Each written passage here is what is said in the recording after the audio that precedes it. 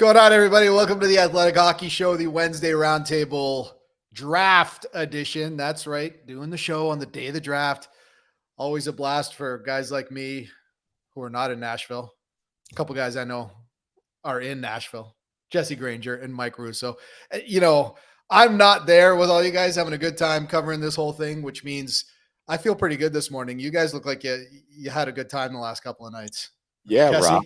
Jesse's got a huge coffee right now.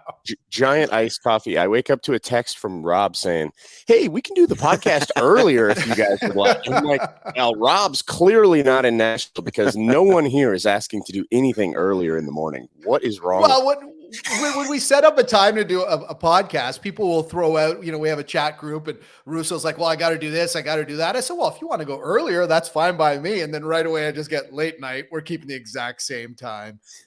Russo, how are you, buddy? I'm actually doing quite well today. I did not close down Tootsie's last night like the entire athletic staff. So I'm actually not nearly as bad off as these guys and our producer, Jeff Domet, over there. And that's why Jeff Domet's behind the camera. He's just like, I don't want anyone to see me. But it is draft day, guys. And yes, I'm feeling good. And I'll drag you guys through this show kicking and screaming. But we need help. We've talked about this before, guys. This is the one day of the year, the one area of hockey where we always enlist the help of others. I don't know about you guys. I don't watch a whole ton of major junior hockey on a regular basis or NCAA hockey, or at least enough to say this guy should go higher than that guy. So we always enlist the help of someone who does a lot of that. And today, of course, we're going to welcome one of the Athletics draft gurus, Scott Wheeler, to the show. How are you, Scott? I am, as we were sort of alluding to before we hopped on, I'm hurting this morning. This was last night was a little tough on me, but we're rallying, and we've got the main event tonight. This is my Super Bowl, my Stanley Cup, whatever you want to call it. This is a big one for me, so I'm looking forward to it. And this is I truly believe this is a special class. So we've got that to look forward to in terms of breaking it down over the next few years. Okay, but let me quickly ask you this before we actually get into the class and the players and the Bedards and everything else. Is this a 365 job for you? I mean, I can't imagine trying to keep up with that many players. And we're talking about players. The coverage has got to be even difficult to keep up with, and the stats and watching these players. How do you do this job? Well, I think the simple answer is that there's a reason that scouting for an NHL club is very much a regional job, right? There's a reason that they have scouting departments of 10 to 15 people and that it's broken down into segments. It's hard. It's tomorrow by the end of tomorrow, there will be 224 picks. I will probably be familiar with a little under 200. That's just kind of the way that it works. There are always 20 to 30 guys that I'll be familiar with two. Yeah. Connor Bedard and Adam Fantilli. Yeah. So no, it's around the clock in terms of 365. It's absolutely true. Everybody at the Athletic likes to talk about the time off that they get in August, and I always think, oh, well, the Hellebuyck Gretzky Cup is in August, and I've got 2 weeks of August hockey I have to watch, and there's the World Junior Summer Showcases at the end of July into early August. Like, the prospect calendar, there's no break. It truly is. Even in July and August, it picks right back up, and I'm going to be turning the page once this is all done. I'm going to be turning the page to Macklin Celebrini in 2024. It is really crazy. And then last year, you actually had the World Juniors in August too. I did Edmonton three times in a 12-month span. I think I spent 5 weeks in Edmonton in a 12-month span. And it is really interesting because, like, when I was a newspaper beat reporter as a beat writer, you like, maybe Jesse's very different than me, but now it's still at the Athletic. But like, you had to really study up on the draft as the beat guy. But at the Athletic, it's part of our crutch. Like I said to Joe Smith the other day, I know nothing about this draft because we rely so much on you and Corey on just promoting your stuff. And and that's our easy out to our readers. Like, just read Scott Wheeler and Corey Fromm, and we don't have to, I have no idea who the Wild are taking at 21. 20 years ago, I was in Nashville for the 2003 draft. And even then people knew it was going to be special, but I don't think anybody knew how special it was going to be. I mean, you have Flower at the top, and you have Erik Staal, and then even out of not only just like the Zach Parise, Ryan Suter, Jeff Carter, Mike Richards, Corey Perry, and I almost said Promen, Getzlaff, but you got, Bergeron and Bufflin and Shea Weber and Pavelski and Eriksson. I mean, it was just absolutely bonkers, that draft. This draft here, we always hear how top heavy it is going to be, but the depth is there as well. 2015 was incredible. Where do you think that 2015 was the Eriksson Ek draft, right? Yes. Yep. Yes. So, where do you think that 20 years from now we're going to look back at this Nashville draft? I think it's not going to be 2003 or 2015, but I think it's going to be sort of in that next cut, that next echelon there.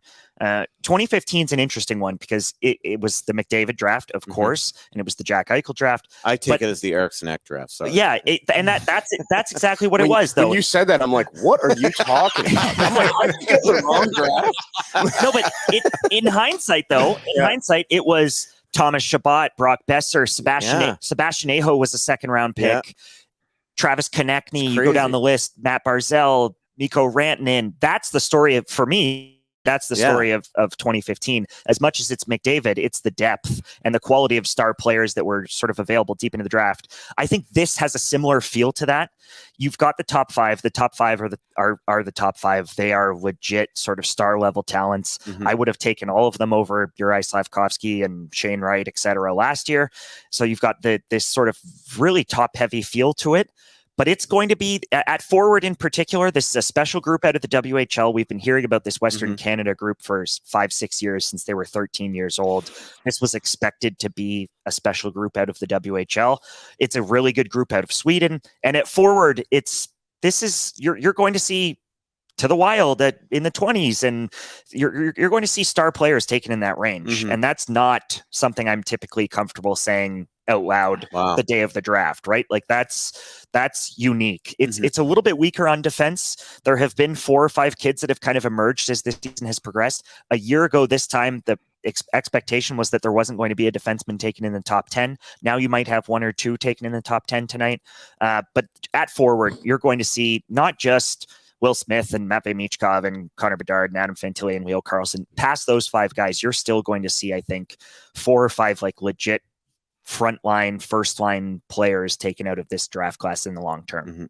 Scott, we were kind of comparing it to the 2015 draft, and like obviously McDavid and Bedard. Those comparisons have been made for what feels like 2-3 years now. Covering the Golden Knights, I think of Jack Eichel covering that draft. Like, is there a second guy that's the clear? Like, is it Fantilli? Is he the clear second guy, or like you mentioned, those 5 forwards? They're all really good. Those top 5 guys. Could there be an argument for someone other than Fantilli that's the second guy behind Bedard? And just like, how confident are you in those rankings of those guys? Because those are like the studs of this draft. I think if it were not for the geopolitical situation between Russia and Ukraine right now, and Matvei Michkov's contract and everything, that all of the extenuating circumstances, the fact that he hasn't interviewed with clubs, the fact that literally a handful of NHL scouts saw Matvei Michkov play live this season. That's how small the number was.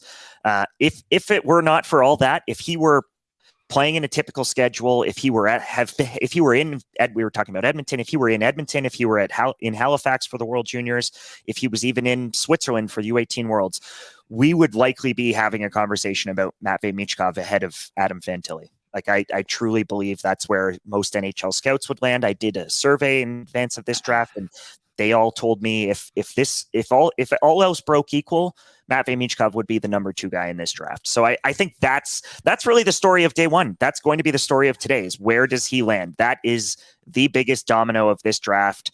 We saw some movement yesterday with Tyler Toffoli and some trades, and we got some news that. But the story of today is Michkov. And I don't think any of the top 4 teams are going to take him. I think there's an outside chance that San Jose gets to that point. I will be fascinated to learn in the days after this whether San Jose enjoyed their conversation with him. Mike Greer was kind of coy about it, saying we've spoken with all of the Russians that we wanted to speak to. No, I know for a fact that they met with Matvei Michkov, and I think if he does go in that top 4, San Jose at 4 is the one team that I think would consider it. They've got a track record in the last 2 years of bringing over Russian players. They need to swing big. They need a star talent. But if it's not, it feels to me like if it's not San Jose at 4, then suddenly you're into Philadelphia at 7 and Washington at 8, because Montreal, I don't think, is prepared to take him. I don't think they're comfortable taking him at 5, and Arizona being the circumstances that they're in, with the uncertainty around the club and the fact that whichever team takes Matvei Michkov is going to have to earn him over here in terms of just there's a sales pitch that has to happen both ways with him that doesn't typically have to happen with other players. It's not going to be Montreal at 5, and it's not going to be Arizona at 6. So if it's funny because I figured Arizona, because of their time and that hey, who cares if he comes in 3 years, 10 years, that they might make sense. So, but you're saying no. No, I truly believe that they are not comfortable with that. Okay. And with the risk associated with where they're going to be 3 years from now, what that's going to look like in terms of bringing a player over to potentially to a new city or to, I mean, who knows if they'll be in Arizona 3 years from now. Salt Lake City is beautiful. You know, that's good stuff. we take a draft in Salt Lake City. No, but that's, I think Philadelphia at 7 is where things could really, really get interesting because Danny and that group, I think they're open to it. I don't think they're going to dismiss it like some teams are in terms of the waiting game. Danny had, I mean, that even Keith, they've been upfront about this is going to be a full commitment to a proper sort of they've even used the word rebuild, which we almost never hear general managers use. So I think Philly at 7 and obviously Washington, there's natural, I feel like almost lazy connections there with Alex and the Russian connections. Definitely. They took Miroshnichenko last year and they've been down that road. So that's fascinating though, that like we're talking 7 picks into the draft, could be the second best guy in a draft class that is this stacked. Like I think he could be a 100-point player. And I've said that. Wow. Maybe I've been doing this for 10 years. I've probably said that about five prospects. Like he's at this age, a better prospect than certainly Nico Hischier, Aaron Ekblad, all sorts of first overall picks in recent drafts. Yuri Slavkovsky. You're talking after Connor Bedard, Austin Matthews, even Jack Hughes. Like I'm not convinced Matvei Michkov is a worse talent at this age than Jack Hughes was a few years ago. Yeah. So we're talking about a legit first line star player. Yeah. Rob, I know you're there, but we're like forgetting Rob's not. Remember me, guys. Just because I'm over here doesn't mean I don't want to get on the conversation. The reason why when you said Hischier, I laughed is because I'm staring at this Vanderbilt Marriott over there, and the first time I ever sat down with Nico Hischier and Nolan Patrick and Casey Milstein, I think he's Heiskanen was in that draft. It was at the 2017 Stanley Cup Final right there. They sat me down with like all these top prospects. Hischier was one of them. All right, there you go. Sorry, Rob. Appreciate it, Russo. Nice pass for me in front of the net here. Along the lines of Fantilli, Scott, we had him on the show, and I will never forget, we finished the interview, and myself and Russo and Jesse said, wow. Just personality-wise, just a good kid, good-looking kid, sellable kid, great personality. And you touched on something there with interviewing the players. General managers have that crazy interview they do before the draft where they ask them some of the stupidest questions you'll ever hear in your life, but there's obviously a reason behind it. In your job, how much do you talk to these GMs and hear about a player that maybe will move up or down because of what they get in that interview or what they're hearing? Because for guys like us, I look at stats, I look at some highlights, and I read your stuff. But there's a lot more that comes to where a player might go than just that. If they don't impress in that meeting, they could find themselves moving down a few spots. Yeah, there's always a few kids that strike you. And I speak with 30, 40, 50 of these kids over the course of the draft year, the process right through till the combine, U18 Worlds, the Fall 5 Nations, all that. And there's always 3 or 4. And I think it's the same thing with the combine, right? You get every team ends up sort of interviewing 50 or 60 kids, and there's always 3 or 4 that stick. And whether rightly or wrongly, those things do matter. The Montreal Canadiens last year picked Vincenz Rower in the 3rd round, specifically because he blew them away in the combine sort of process. And they were like, wow, this kid is unique. I know that the Pittsburgh Penguins and Brian Burke, before Burke and company were laid off, the Pittsburgh Penguins picked Owen Pickering last year because Owen Pickering was the most impressive kid, in part because Owen Pickering was the most impressive kid in that process. I've been a victim of that in the past. I was really high on Cole Perfetti and Marco Rossi and a few kids that have come through the draft in recent years who had really impressed me over sort of getting to know them. Leo Karlsson is a kid this year that I have a bit of a soft spot for that way as well. You can just tell he's a sweet, genuine, sort of salt of the earth kid. And that's pretty, I hate to say it, but pretty rare in hockey in terms of where some of these kids come from and the process and how a lot of that gets sapped out of them. So that's a piece of it. Adam, I mean, you guys saw it. Adam's a really, really compelling, interesting character. He's also very much himself. That when you speak to him, it's not he's not talking to you like someone who's been coached to talk to you. So that piece of it is I think it matters. Let's hope that doesn't go away, because a lot of times when they come in the league, that slowly fades away, right?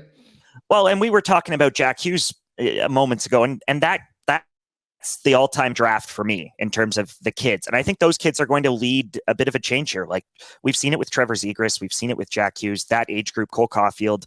Those kids were interesting. And I think they owned that they were interesting and that they had personality and life, and you could sort of see this light in their eyes when you talk to them. And that hasn't for a long time been the case with a lot of these kids as they've come through. It's always been sort of tricky to pull that out of it. It's been a game of chess for people like Mike, who've been doing this for a long, long time, just trying to find what's in there. And these people are more interesting than they let on. Like you get them in certain settings and there's characters in there, and there's sort of that nuance that is extremely hard for us to sort of find and tap into in them. And you're absolutely right.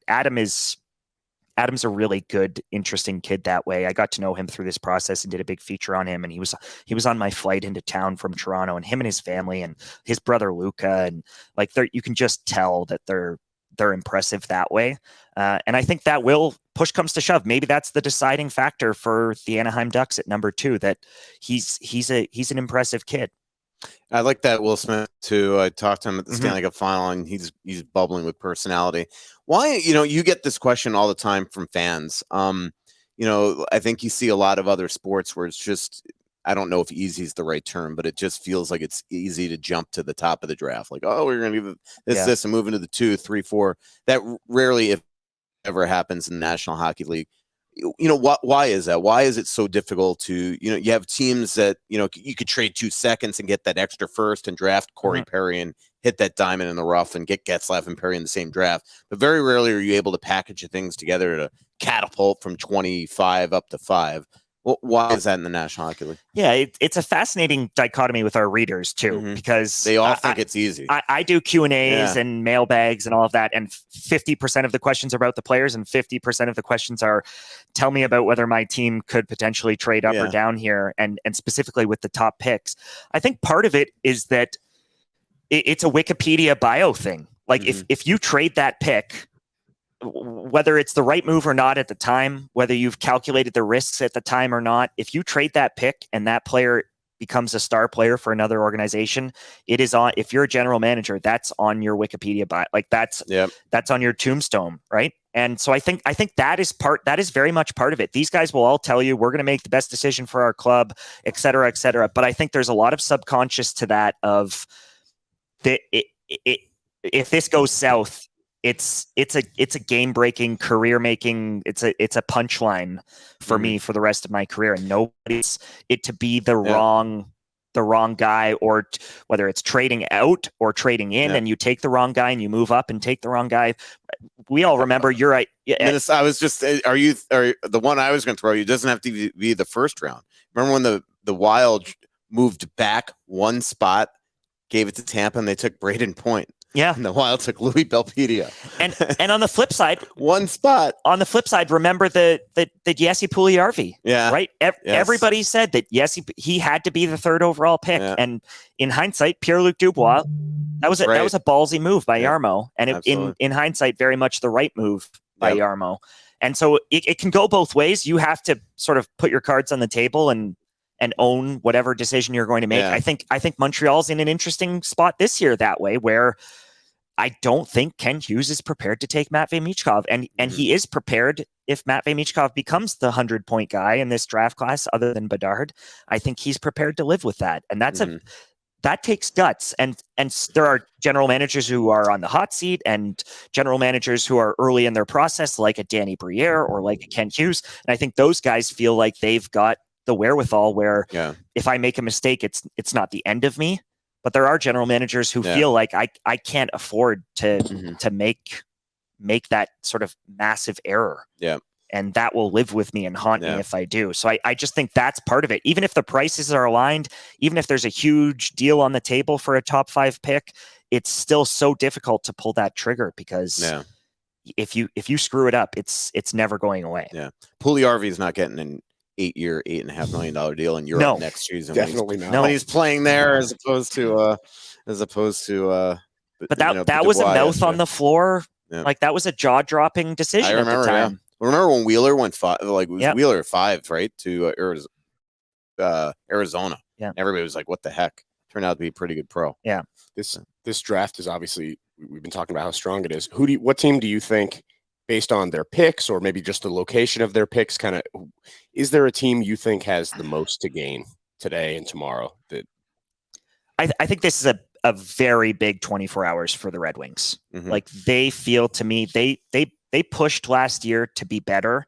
I think they pushed maybe a year early in terms of their process, signing Andrew Kopp, sort of going that route to try to sort of claw back into the playoff picture. My understanding is that a big part of that is that they needed bums and seats in Detroit in a way that they haven't in the past, and that there was financial implications of we need to be a more competitive team here because it's been pretty empty there for the last couple of years and all of that. But at 9, they've got 9 and 17, and there's been talk about Alex DeBrincat, and we saw yesterday Tyler Toffoli got moved and Sharon Govich got moved, and every Pierre Luc Dubois, etc. All of those guys, I was thinking in the back of my head, Detroit needs a player like that. Like Detroit needs another. Dylan Larkin is not enough in terms of, at least up front. We know that Moritz Seider is legit, and Simon Edvinsson, who's coming, is legit. Detroit needs, if they want to move this process along, and Stevie's been there a long time now. That plan that he laid out and that vision that he laid out, I think the fan base has obviously backed him and the Yzer plan and et cetera. But I think everybody has an expiration date. And I do think there will begin to be some pressure that builds for the Red Wings over the next couple of years if they aren't in the hunt. And we know what the Eastern Conference looks like. We know what the Atlantic Division looks like. They need to move the needle here over the next year or two. And at 9 and 17, you can sit tight and take a player there. I think they would be prudent to swing on skill. They've gone after, last year they drafted Marco Kasper in the top 10. He was like the classic, we're going to draft the projectable middle six player who's going to be a good player in the NHL. I think that approach, which they've taken consistently of, we're going to draft projectable NHL guys, it serves a purpose until you're a team that doesn't have star players. So I think at 9 and 17, it's incumbent on them, if they sit there and if they don't move one for Alex DeBrincat or whatever today, I think it's incumbent on them to swing on to take a chance, take a cut on one of these forwards and try to add someone who can add to Lucas Raymond and Dylan Larkin and be another impact guy offensively, because it feels like that's truly what they're missing. And we know it now that the St. Louis Blues got there with O'Reilly and with Pietrangelo. They were probably the only Stanley Cup winning team in the last 10 years that didn't have a true star forward. Certainly Vegas was a little bit like that. I think Jack is not what Jack was, and maybe he'll get back there. But Detroit needs a true talent. And as great as Dylan Larkin and those guys are, that they're missing that. So I think today is a very big day for them with 9 and 17 to try to find a guy. Yeah, maybe it'll be DeBrincat. And maybe it'll be DeBrincat. Maybe that's the play. Maybe it's using those picks as capital to find an Alex DeBrincat. Yeah. Hey, Rob. Scott, I can't believe we've gone almost 24 minutes into the end of this chat before actually asking about this guy, Connor Bedard. I don't know if you heard of him going to this. He's right up there as in my lifetime. Tired of the whole Bedard thing. No, but here, hang on a second. He's right up there with Mario. He's right up there with Crosby. He's right up there with, Lindros when I'm thinking the overwhelming blue chip prospects at number one. We've heard how great he is. Give me a couple of concerns. Give me a couple of things that you've heard that concern GM, scouts, anyone about Connor Bedard. I've heard he's the next Yakubov. That's he's not the next Yakubov. No, I think the only question, I've said this repeatedly, I honest to God think he's going to be a star potential superstar level talent. I think he could score 50 goals. I think he could touch 100 points. He's not going to do that. I think we all expect that he's not going to do that in Chicago. That Chicago team, even after adding Taylor Hall and Nick Foligno, and I'm sure they're going to continue to try to add guys, not to move along that process, but just so he has people to play with. We all saw what that roster looked like last year. It was Tyler Johnson and Andreas Athanasiou. Like, it wasn't built to score or to produce offense. I think that's a situation this year with him where he could score 50 points and be the leading scorer on that team. Like, that could be, it would have been much different for him if he'd gone to Columbus and he got to play with Johnny Gaudreau, or if he went to Anaheim and he got to play with Trevor Zegras, or there were outcomes for him in terms of ceiling for his Calder season that were much higher than Chicago. Chicago, in terms of leveling the expectations, was maybe it'll be good for him because maybe he doesn't go and light it up and the expectations are reset a little bit. But in terms of question marks, the only question mark for me is he a winger or is he a center?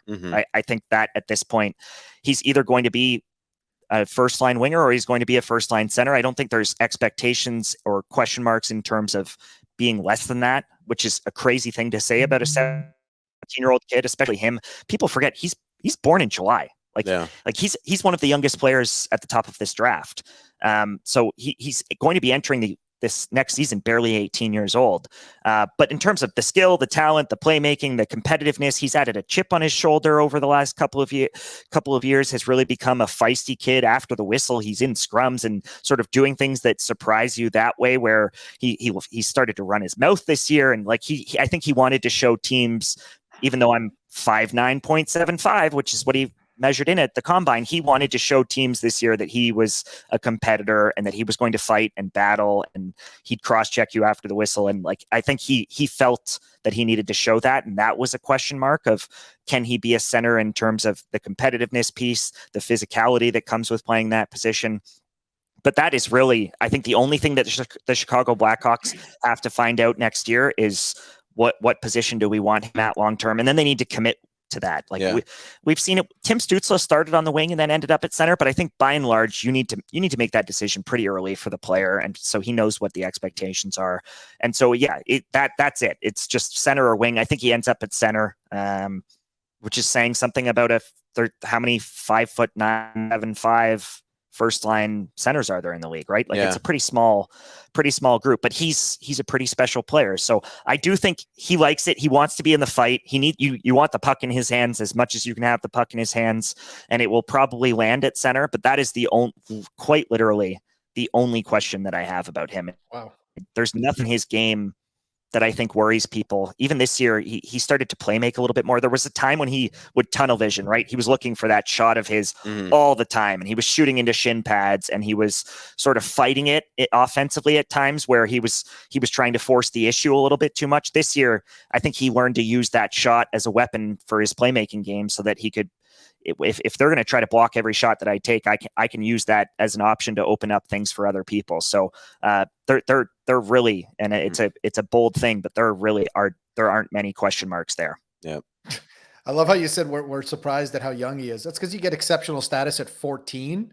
We've been hearing about Connor Bedard for what seems like forever. So yeah, it is a bit surprising. Scott, thanks so much for doing this, for battling through your hangover with your fellow athletic writers there, myself. By the way, go get some Advil and gear up for tonight. Admit that you and Proman do 20 mock drafts each, so on draft day you could say that you were right. I like that. I will say, iteration 4.0. I had not to throw Corey on the bus, but I am much less eager on the mock draft train. I think I did 2 mock drafts myself this year, but it's I mean, if people keep reading them, we'll keep doing them. You're not big on comparables either, right? I know you don't like the comparables. I don't love the comparables. I think it's a lazy thing that does the players a disservice, and in almost every situation puts expectations on these kids that are too high. Yeah. But the reason we ask for comparables is how we started this interview. We don't know who these players are a lot of times, and we just want to know, who is this guy? What is he, what player does he remind you of? That's the reason I always want to know what comparables, but I didn't ask you in this interview for a reason. You get that. The comparables are useful for the average fan because they give them a mental image of stylistically what that kid could look like. I think the challenge there is that every first round pick gets some NHL All-Star, and that's just not. I remember when the Panthers, actually it's funny because I ran into Stu Barnes last night, but when the Panthers traded for Chris Wells, And God rest his soul, Brian Murray said that he was going to be the next Doug Waite. Yeah. He was done from that moment on. Yeah. Because now that's what we're envisioning. Yeah. And we never accepted Chris Wells for what he was. And he just flamed out, There's also a lot of that, like the physical guys, the next Tom Wilson. For a long time, it was Milan Lucic. Everybody was drafting the next Milan Lucic, or the speedy winger was going to be Jeff Carter, right? Like there was a little bit of that happening for a long, long time where we would just hear the same 5 archetypes over and over and over again. So I do think it's a little bit of a dangerous game, the comparables, but I totally understand why readers and our audience craves that kind of stuff. So makes sense. Scott, enjoy your Super Bowl / Christmas / New Year's Eve tonight. You've been working all year for it. Enjoy it. Thanks for doing this. Really appreciate it. Cheers, guys. Scott Wheeler, be sure to follow him and keep reading up on all his stuff, and you'll start gearing up for next year after tonight. And we are going to talk some trades after the break. All right, boys, in news that should surprise absolutely no one. We've seen some pretty big names get moved. It always happens come draft time, and I don't think it will be the last. But let's go through some of these. I want your opinions on them. Obviously, the one that caught a lot of people's attention, Pierre Luc Dubois, who said he wanted out of Winnipeg, wasn't going to re-sign. Well, got his wish. He did sign 8 years, $68 million, but then Dubois and that contract were shipped to LA. He's now a King. Going the other way, Rasmus Kupari, Alex Iafallo, and Gabriel Velarde. Your thoughts on this deal, Russo? We will begin with you. I mean, I think that Winnipeg did the best it could, and I'm going to be really interested to see what happens the rest of the draft year. It surely sounds like Blake Wheeler is going to be bought out.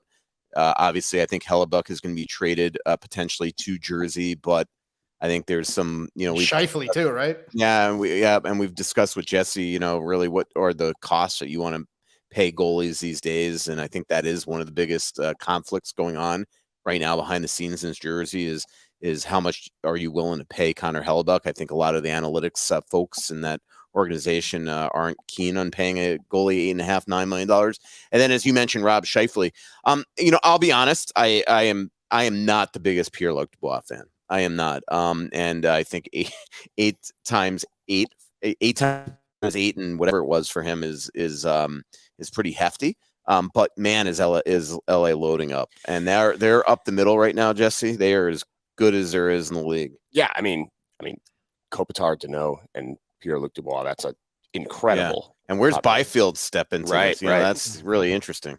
But to me, like I agree with you on like not a big fan of Pierre Luc Dubois. Like I think he's a good player. I think he's very talented, but he's never scored 30 goals in his career. I think his career high for points is like 63.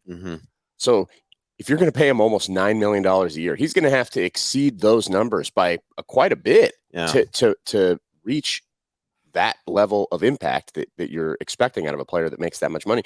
And then the other thing I wonder is, you like you mentioned, Winnipeg did as well as they could. Like I think they got a good bushel of players back. And to me, when Velarde is healthy, I think that's always the big thing. When I looked at LA last year, I thought what made that team so good when it was at its best was just the depth, like they like the 1 through 12 forwards. So they lose some of that depth. They still don't have a goalie, and they paid Pierre Luc Dubois a lot of money. So I think if Dubois reaches ceiling and he's a 70, 80, 90 point guy, then okay, great. But he hasn't done that yet. And he's played with really talented players. It's not like he's coming from some team where they couldn't score. So it's going to be interesting. I'm skeptical of the move for LA. Yeah, it's rule number 1, right? Is if you want out, be it demanding a trade, not going to resign, whatever, don't let it go public, because then we're not going to get back proper return. And I think Kevin Cheveldayoff got back a pretty damn good return for a guy who it was very well known that he wasn't going to stick around. Speaking of that, Tyler Toffoli wanted out of Calgary. He also got his wish. He is now a New Jersey Devil. For how long? We don't know, because he's got 1 year left. Do they sign him to an extension? Do they use this year to court him on New Jersey, which is a weird sentence, I will admit. Yegor Sharangovich going the other way in a 3rd round pick. Jesse, we'll start with you on this one. I mean, Sharangovich is a good player. Yeah. And I like Toffoli. Obviously, he's a scorer. He's kind of streaky, but when he's on, he's a really good scorer. So to me, I like, it's another one of those ones where I can see both sides. Like the Devils are adding a really good player, and the Flames got a good return for a guy that most people we thought that they were going to move him eventually. So I think both GMs could argue they did well in this one. Agree with you. But can we just rave about the job that Tom Fitzgerald does all the time? I mean, this guy, he's bold. He makes smart decisions. Again, if he can get Meyer done, I think that'd be absolutely massive. They've drafted exceptionally well. It just seems like what they've done in New Jersey, they're really building something special there. And they obviously, they have the big win against the Rangers here in the playoffs. It started to dry up obviously against Carolina, but I think that the future of this team is so competent right now. And if they can get that goalie now, without giving up a ton of assets and paying way too much money, I just think that they're really setting themselves up to be a really special team for a long time. With all the playmakers they have, Toffoli, like, he's a finisher, right? Like I feel like he fits well with what they've already got. Mm-hmm. They've got a lot of guys that can control the puck, are playmakers, can pass it. Mm-hmm. And Toffoli, like I said, when he's on one of his hot streaks, that's a guy that puts the puck in the net regularly. So I think stylistic wise, I think he should be a good fit there. Yep. Robert? I think we lost Rob. Might be our Wi-Fi. My Wi-Fi in my room. Sorry, boys. I'm here. It was no secret that the Habs were in on the Pierre Luc Dubois sweepstakes. Couldn't get him, so they pivoted and make a deal with Colorado to get Alex Newhook. 2 picks going the other way, first-round pick in 2023 and a second-round pick in 2023 as well. Interested to see what Montreal does here. I think this is one of those years where if they do turn this corner with this rebuild, we'll look back at 2023 and say, this is kind of where it all started. Your thoughts on this one, Russo? Yeah, actually, start with Jesse there. So I'll gladly start. Yeah. To me, Alex Newhook, I remember, again, we just talked about how we're not prospect experts, but I remember being pretty high on him when he came out. Like I think I had mocked him to the Golden Knights, and I think he went 1 pick before the Golden Knights picked, and I just remember really liking a lot about him. He has that player in Colorado, and I think he plays like 12 minutes a night there. Like, he's not getting the opportunity. Maybe on a team that's obviously not as talented as the Avs, he can get a more prominent spot in the lineup, and maybe that offense comes out. But to this point, he hasn't been the player that maybe people thought he could be. And that's kind of what I wanted you to say that first before I made a fool out of myself. It's so bad because, like Rob, I cover a lot of these games against Colorado, and I'm telling you, like, he just doesn't jump out to me every time I watch him. But, it's hard in that system. For a while he's behind obviously McKinnon and then Kadri, and then and this year Comfort was just so good, and you get trapped behind there. But I have really grown to respect the way that Jared Bednar recognizes the players that he should move up in the lineup, and usually if a guy deserves it, he gets moved up in the lineup, and we just haven't seen that yet with Newhook. But he's extremely young. Like, he's 21 years old. He came out of that whole BC, just incredible players. But the one thing that, I don't trust me, he's not going to be this, but I remember all these people saying that, Bednar is not giving Tyson Jost a chance. Tyson Jost. I think that Bednar just recognized that this is Tyson Jost as a player. And so I'm a little skeptical of the fact that Newhook never got moved up and whether or not he's going to be that player. But the talent is, when he was in college, is there.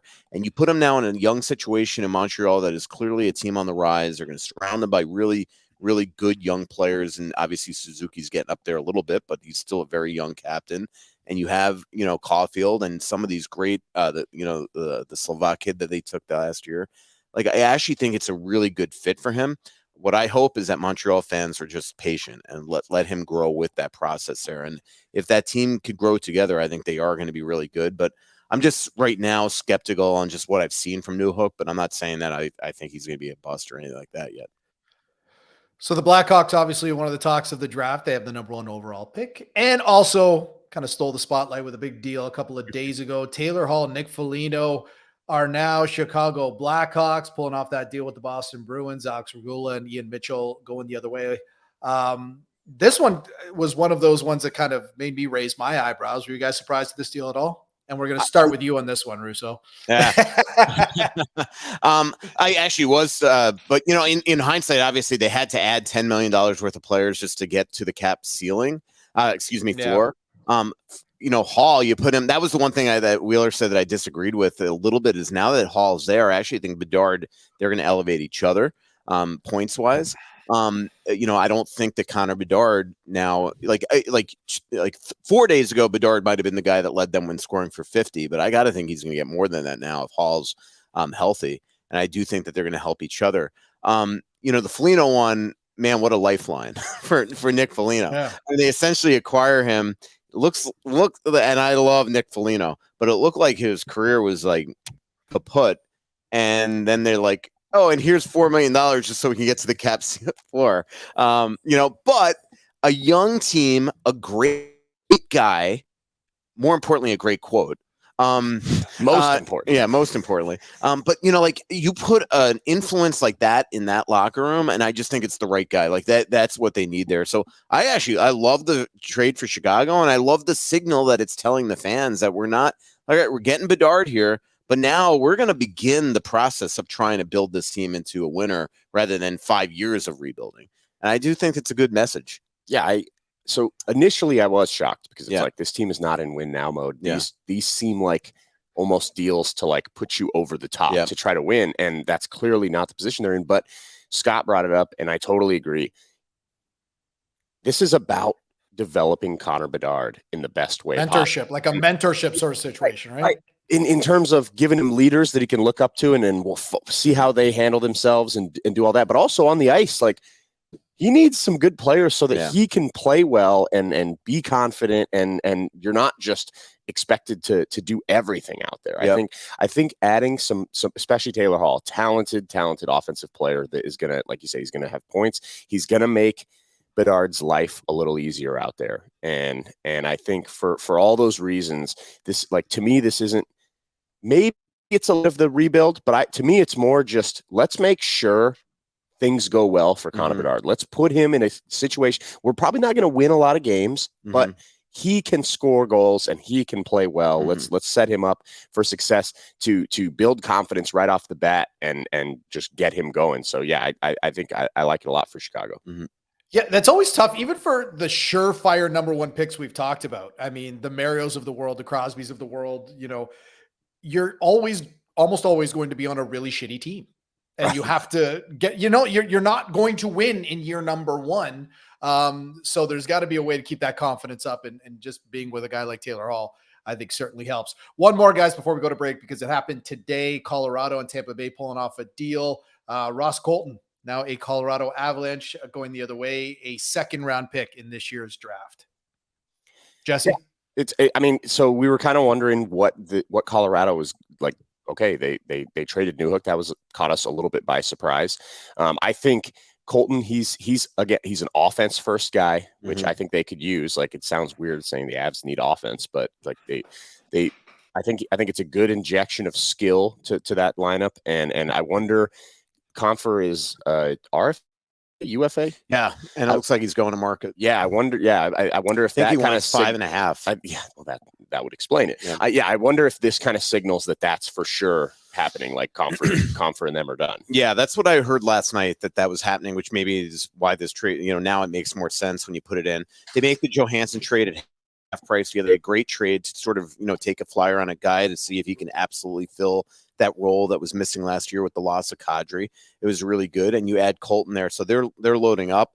And for Tampa, they get much needed cap space on a team that was extremely capped out, and they get to finally draft tomorrow, right? I mean, this team had like no picks, and now they at least get a second rounder. And they were looking for a high pick for them. Ross Colton's a good player. As Jesse said, he could play higher in the lineup, but he plays a hard-nosed brand of hockey. I mean, this is somebody that grew up in New Jersey and idolized Zach Parise and Ryan Carter. So that his MO as a player is somebody that wants to play a hard-working game, and I think that he'll fit in perfectly in Colorado. Chris McFarland, Rob, has done really well in the last couple of days. I mean, getting Johansson for free at half price, getting some picks for a Newhook, and now adding this. Colorado, I think, is a team that without Landeskog is going to get back on the map next year, and I think that they, got a little bit of a wake up call with their loss to Seattle, and now they're trying to just say, hey, we're not going to get complacent here. Yeah, like I said, probably not the only trades that are going to go down in the next couple of days. We will obviously keep you updated as much as we can.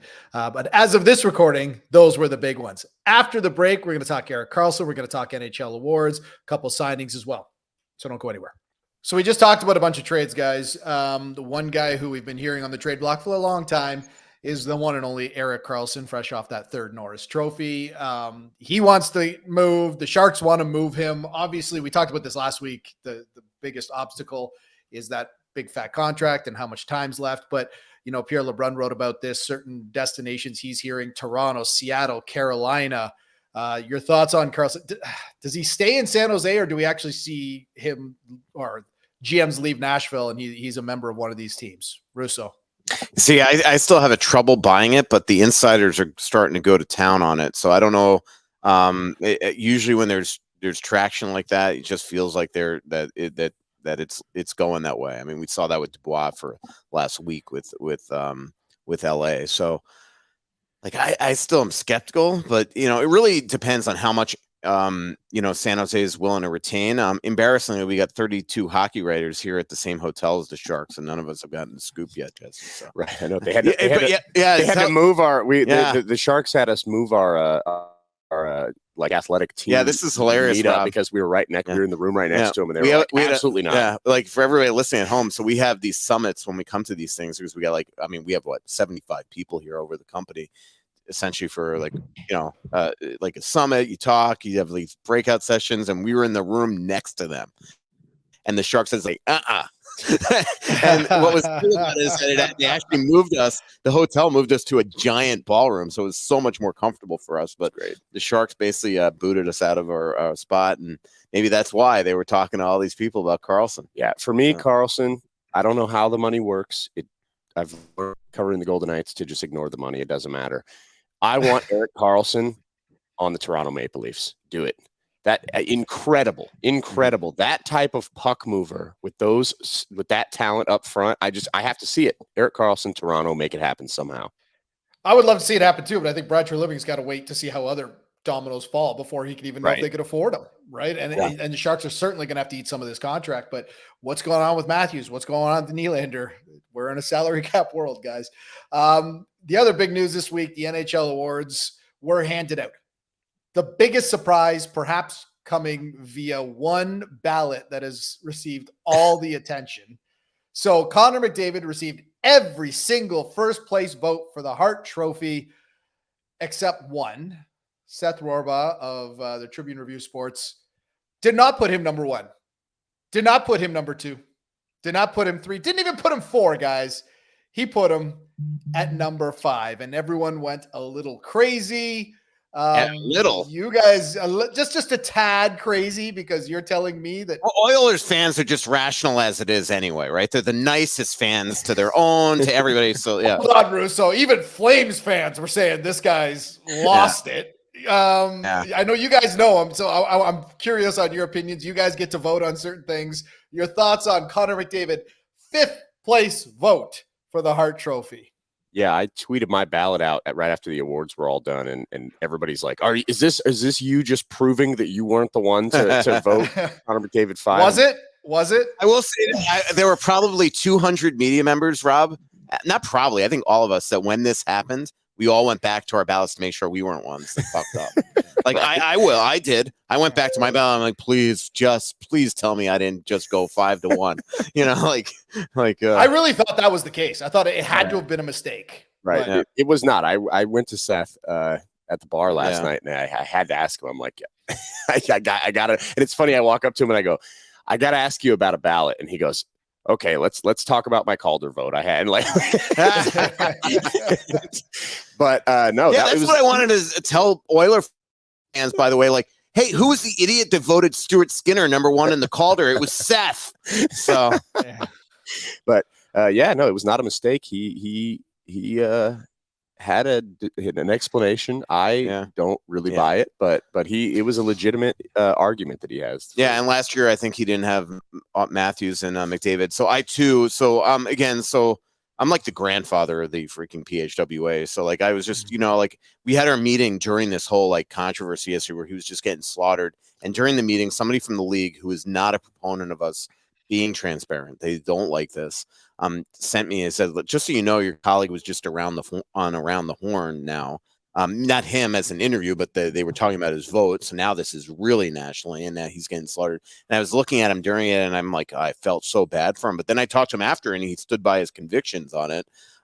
Again, don't agree with it. We wound up having a PHWA after party at this moonshine bar yesterday, which, by the way, was freaking great. And I sat with him and the other Pittsburgh writers, and he's not depressed over this. Like what I was worried about was that, like, with all the online hate that he's getting from, the people in the world that are perfect in everything they do in their life, that he was going to, be all depressed and all that, but he stands by his convictions. The thing that concerns me about the pick now and this is one reason why I am actually not a proponent of us actually being transparent with our votes, is because now I do feel that next year, if somebody has, an outlier, has that a belief that like I want to put McDavid here or OV here or this guy here, that they're going to not have the guts to do it because they're so worried about what it's going to look like nationally. And I think that as long as we are true to our votes and try to do this with integrity, we all have the right to vote for anything. And the grand scheme of thing, all these people that are really pissed off at Connor McDavid, not having this 1/5 place vote, he won in a landslide still. Like, who cares? It's 1/5 place vote.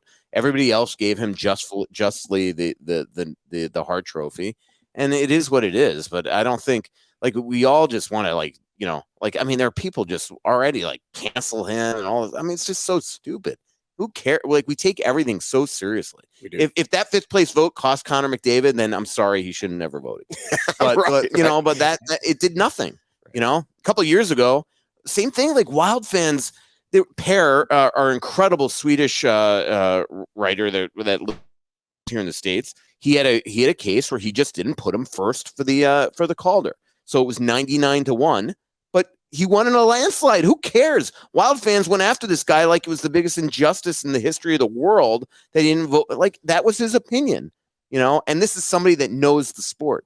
So I just think that sometimes we just go a little bit overboard on these votes. You are the grandfather. Who cares? Who cares? He won in a landslide. So what that he could have been just had his second unanimous Hart Trophy winner. But I hope it goes the other way. From now on, I'm going to just take every Oiler and put them down one spot in my thing just to watch Oiler fans lose their freaking minds over something so absolutely meaningless. Everyone bringing up the fact too that Patrice Bergeron was 4th on his Selke ballot and he left Karlsson off his Norris ballot. Oilers fans still don't think that they were going after Mark Stone intentionally in that series, like cross-checking him in the back every fucking second. and then you point it out, and they're just, like, I've been on the wrath of those fans. They're just completely blinded by orange and blue. It's just, my God. That series was fun. Hey, Russo, do you want us to get off your lawn? David couldn't sleep the other night because he wasn't unanimous for the number one. That's why he was so when we saw him on TV, there was like no happiness. That was why. Exactly. Just destroyed. Exactly. I feel like on this podcast, Rob, I'm becoming Doug McLean right in front of our eyes. Like, I'm just like I'm dying. You know the Simpsons meme when Grandpa's yelling at old man yells at clouds. Yeah, Mike Russo is our old man yelling at clouds, and I absolutely love every minute of clouds it. Fans. Signing guys, Jordan Staal. Jordan Staal sticking around with the Hurricanes 4 years, $11.6 million extension. Which seemed to be like the thing that kind of happened before all the other news happened. So we wanted to slip it in here. Your thoughts on Staal, Jesse? 4 more years with Carolina. Yeah, good signing. I mean, he's getting up there in age, but he hasn't really shown much in terms of slowing down. Like, he's a good 200-foot player, big presence in front of the net. He's kind of like part of the fabric of that team. I like keeping him around. Yeah, I hope we're working for that franchise long into the future, most likely. He didn't want to leave. Like, that, like, when it started to get out there that it was that he might go to market, I was just kind of chuckling, and you just knew that they were going to figure it out, and they probably did it by giving him an extra year, lowered the cost, and And it's a good 2.9 for him. I mean, he's not the same player he used to be, but on that team, he's still a Rod Brindamore type player. And it's going to be interesting. I think Carolina is one of those teams we got to watch these today and the next couple of days and going into free agency. They're trying to make some news. They're trying to go into Karlsson. If they don't get Karlsson, it wouldn't shock me if they go after like a Matt Dumba. How crazy would it be if they end up with Burns and Karlsson on the blue line? It's like they just had in San Jose. They just they try for bold moves. Yeah. I mean, I was embedded with those guys during the trade deadline in Vegas and in Arizona, and from what I gathered being around them, they went hard after Elias Lindholm. I mean, obviously they traded him at the draft in Dallas 4 or 5 years ago to Calgary, ironically enough. But they just, that's the one thing. It's like they do have a seal. Like the one thing about Tom Dundon is that he has a price on what he thinks everybody should slot in it, but he's willing to go out there and make moves and gives Don Waddell that freedom. And, he's like the co-GM there, in the way that London runs that team. Dundon runs that team. But I think Carolina is one of those teams to really eyeball this next couple of days. All right, boys. Final one. This time of year, there are rumors going left, right, and center. You guys are right in the eye of the storm right now of rumors. What is the one rumor that you're kind of really watching and can't wait to see if it actually comes to fruition or not? Jesse. Connor Hellebuyck. Come on. I'm the goalie guy. I'm fascinated by what happens with Hellebuyck. Russo kind of mentioned it earlier. It's the contract that comes after this. Like it's not not the trade price and then what you're giving up to get Connor Hellebuyck that's going to be interesting to me, I guess. It's the fact that whatever team does make that trade is going to have to give him that big contract. I mean, he's elite. This guy, he's been top 4 in the league in goals saved above expected, basically his entire career. Like this guy is elite. You are getting a guaranteed elite goal. Like you've heard, like maybe John Gibson's another goalie that gets thrown out there. With him, there's questions. Like his play has dropped, not just his stats, but he's picked up some bad habits playing behind a bad team. They're like, could you get an elite goalie? Yes, but there's questions. With Connor Hellebuyck, there's no questions. You are getting elite goaltending if you get this guy. The question is, does anyone want to pay goalies? And there are plenty of reasons to say no. So to me, I'm most fascinated by which team takes that leap, because I think that move it has the most impact of who can win the Stanley Cup next year. DeBrincat, great player. I don't think that move affects the grand scheme of the NHL as much as where Hellebuyck ends up. Yeah. Goaltending, most overrated position in sports. Agreed. I mean, like these goalie whisperers, like Jesse, they just like, I mean, probably Karlsson, actually. I mean, I don't know. I mean, the skeptic in me just doesn't buy that they're going to be able to move this contract. But hey, I mean, Norris and, looked like the star he was in Ottawa back in the day again last year. And so we'll see. And as I mentioned, the insiders seem to be sort of, voicing this lately. So I think it's going to be really interesting. This Mishkov thing is really interesting to see who goes there. I saw Dan Milstein yesterday meeting with a GM about all his clients. These Russian players, they really haven't gotten a lot of viewings this year other than watching them on Zoom. And then if you're a team that has a Russian scout in Russia, but that's the sort of the wild card with a lot of these Russians in this draft, is that scouts were not able to go and watch them. They didn't play in any major tournaments and things like that. And that affects things. So, that's probably what I would go with that. Round number 1 of the draft goes tonight in Nashville. I'm going to let you guys go take a whole bunch of Advil, go back to bed for a bit, sleep it off, and enjoy the draft, because we'll be talking about it next week. Boys, good show. Thanks for doing it. Awesome. Yep. See ya.